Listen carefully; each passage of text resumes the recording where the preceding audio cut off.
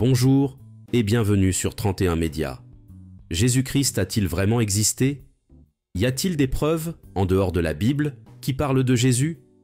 Car la Bible elle-même mentionne que Jésus-Christ était très célèbre.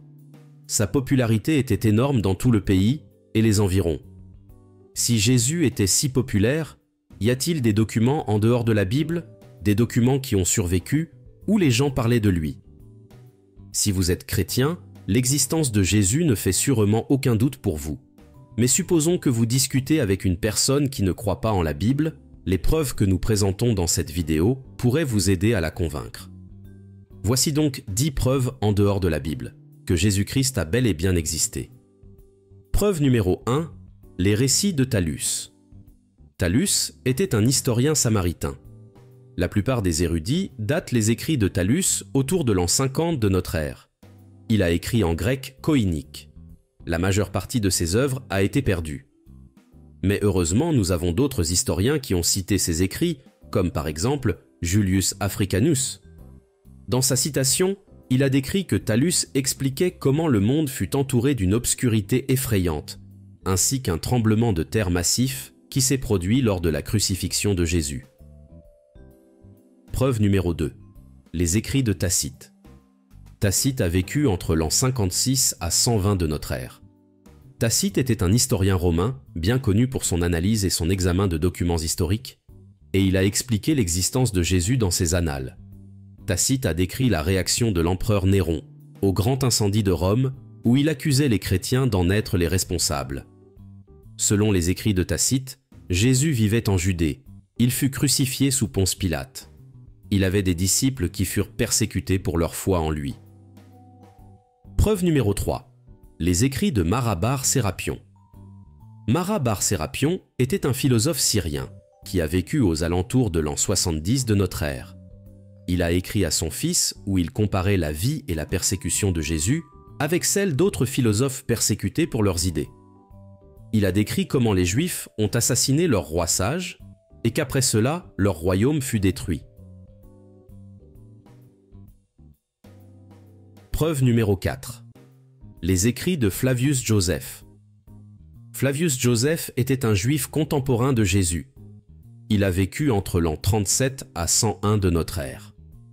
Cet historien juif non chrétien a écrit en détail sur Jésus dans ses livres « Antiquité juive » paru sous le règne de l'empereur romain Vespasien. Il existe de nombreuses versions anciennes des écrits de Joseph. D'après ces écrits, nous pouvons conclure que Jésus a vécu, qu'il était un homme sage et un grand enseignant. Il a accompli des choses incroyables, mais finalement, il fut accusé par les Juifs, puis crucifié sous Ponce Pilate. Preuve numéro 5. Phlégon. Phlégon est un historien ayant vécu entre l'an 80 à 140 de notre ère. Comme il l'a fait pour Thallus, Julius Africanus a également mentionné cet historien nommé Phlégon. Phlégon s'est concentré sur l'obscurité entourant la crucifixion de Jésus. Et selon Phlégon, Jésus avait la capacité de prédire l'avenir avec précision. Et il fut crucifié sous le règne de César Tibère. Il a également écrit que Jésus a montré ses blessures après sa résurrection aux personnes avec lesquelles il est entré en contact. Preuve numéro 6. Les écrits de Pline le Jeune, qui a vécu entre l'an 61 et 113 de notre ère. La vie des premiers chrétiens est également décrite dans les documents d'histoire non chrétienne. Pline le Jeune a écrit une lettre à l'empereur romain Trajan, où il a décrit le mode de vie des premiers chrétiens. Il a expliqué comment les chrétiens chantaient un hymne à Jésus-Christ en tant que Dieu et faisaient le vœu de s'abstenir de toutes sortes de mauvaises actions. Preuve numéro 7.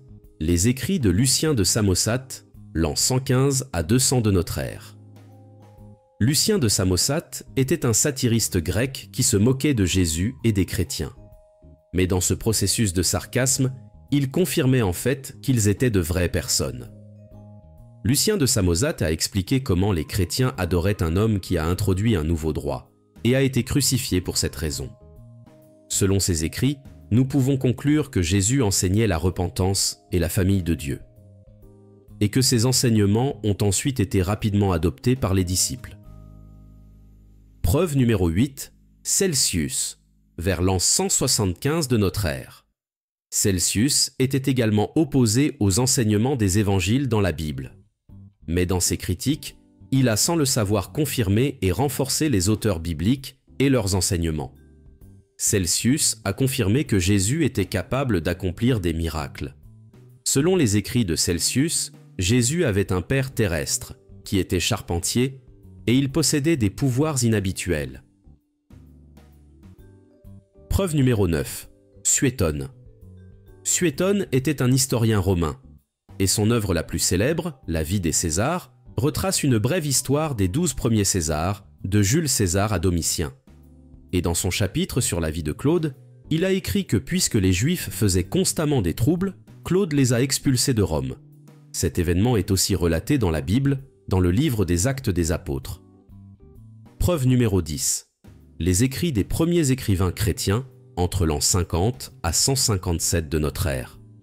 Il est difficile d'expliquer la croissance explosive du christianisme au cours des 100 premières années après la vie du Christ, si celui-ci n'a pas réellement existé. Les chrétiens de l'Église primitive ont laissé de nombreux écrits. Par exemple, Clément était un dirigeant de l'Église de Rome du 1er siècle. Il a écrit une lettre à l'Église de Corinthe, vers l'an 70 de notre ère. Il y parle des enseignements de Jésus, de sa mort et de sa résurrection d'entre les morts.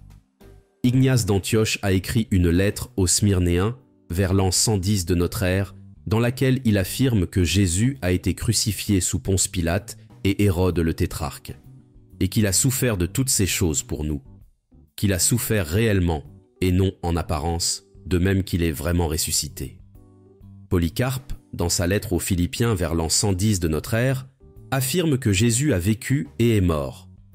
Polycarpe aurait reçu un enseignement direct des premiers apôtres. Plus ancien encore que tous ces textes, un manuscrit connu sous le nom de Didaché vers l'an 50 à 70 de notre ère, est une sorte de manuel du disciple, expliquant comment les chrétiens doivent se comporter. Il regroupe certains des enseignements de Jésus et donne des instructions pour la célébration de la communion, en souvenir de la mort et de la résurrection de Jésus.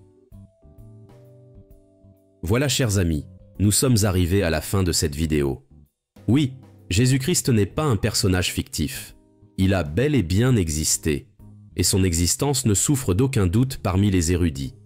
Nous espérons que vous avez appris quelque chose dans cette vidéo. Et si vous avez aimé, n'oubliez pas de partager à vos contacts, ainsi que de vous abonner si vous ne l'avez pas encore fait. À bientôt sur une autre vidéo.